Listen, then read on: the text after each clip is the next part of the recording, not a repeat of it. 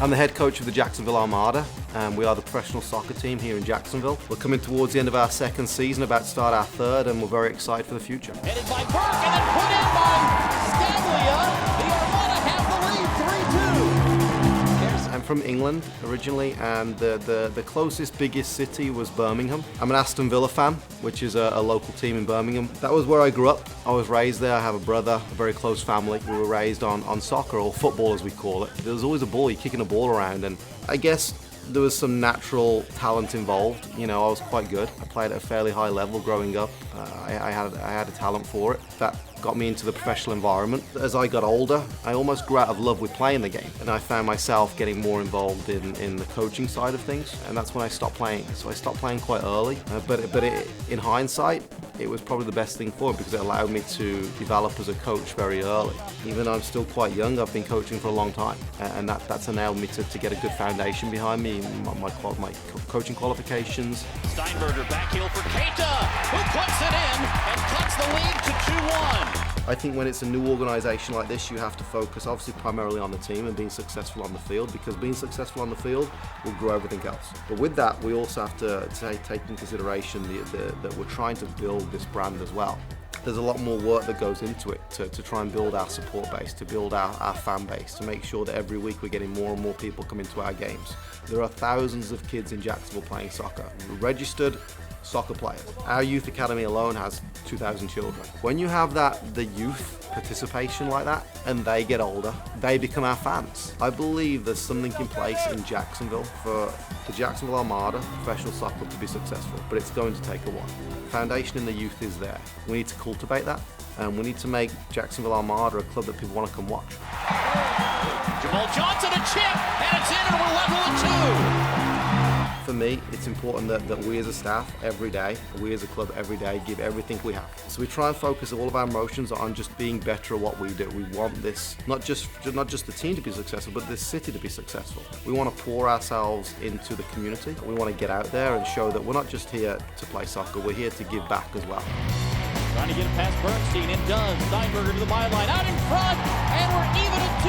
Alex Dixon on a beautiful feed from Zach Steinberger. The most important thing is to get on the training field and make each player better, and that's what we do every day. That's what we try and do every day. Relate to the individual and make them better, but now it's also combining that and moulding that with the team, and that's what coaching is. Designing a plan and then transferring it to the players in a way they can understand.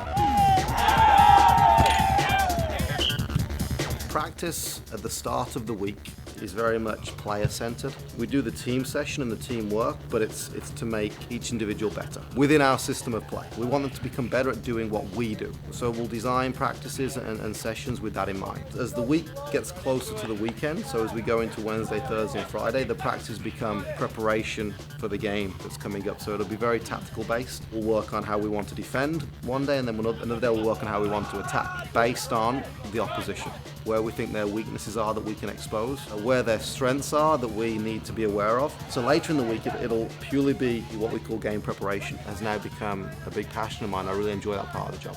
We like to have fun. I think even though we're trying to win games and it's a serious work environment, I also believe that a successful work environment is a fun one. Even though we're trying to get better, even though there's pressures on us to win games, they're probably going to receive the information better though if they're happy. We have an identity.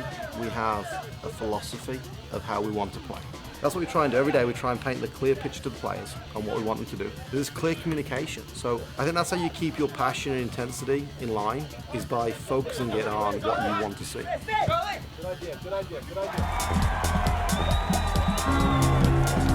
When Saturday comes, they'll arrive at the stadium about 2 hours before kickoff. And once they get there, we like to keep the environment light. We like to keep it an enjoyable one. There'll be music playing. It's not a question of how much you run, but more where you run and how you do it. About an hour before kickoff, we'll do our team talk, our pre-game team talk, and that's when I'll come in and give them just the final details. And really, at that point, it's more about motivation. The player's mind is so focused on the game, at that point, it's not really in the mode for learning or retaining more information. So it's about motivating them at that point, making sure they're ready to play. Then we'll let them get themselves ready. We'll go on the field at about 45 minutes before kickoff to do the warm-up, so they can then prepare physically. But I like to be down there with them to get a feel for the atmosphere within the group, and obviously within the stadium as the fans are coming in. And it's good to be present. After that, we we go back inside, the players will get on their uniform, they'll put on their shin guards, and we'll say one or two final words, and that they're ready, emotionally, physically. Well, when we turn up to the stadium and the guys walk out and they see a good crowd and fans that are engaged and singing.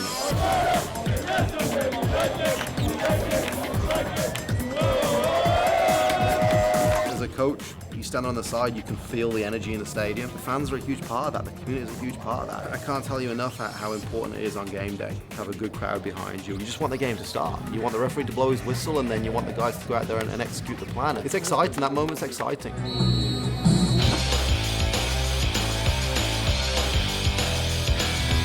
I will have built a vision in my head of how I want the game to go. As the game's playing out, if it looks how I want it to look, great.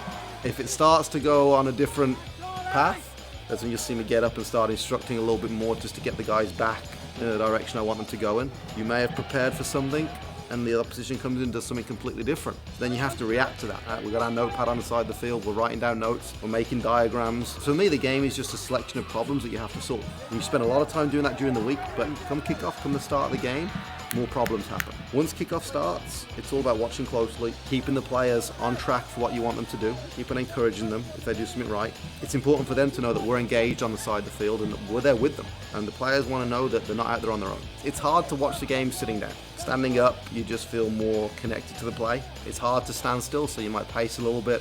You'll be on edge. Here's Ilundu. But Ilundu, just like that, gives the Armada the lead. But when they score, that's just a culmination of all the work they've done. So in that moment, I want them to go crazy. And that's the best feeling in the world. It's hard to contain yourself at that point. I want them to express emotion and energy and generate that throughout the ground, throughout the stadium. You want everyone to celebrate that. You want the players, the subs, the staff, the crowd, everybody to celebrate that moment. The end of the game is a very emotional time for everybody. Win, lose or draw, we'll go and shake everybody's hand. We'll do our media duties. If we win, then there's obviously more excitement in the room. Players will come in happy, they'll come in singing, dancing, you know. There's a great energy and atmosphere in the room if you win the game. And our vision is to make the Jacksonville Armada a championship winning team in the next 3 or 4 years. The only way is up for this club.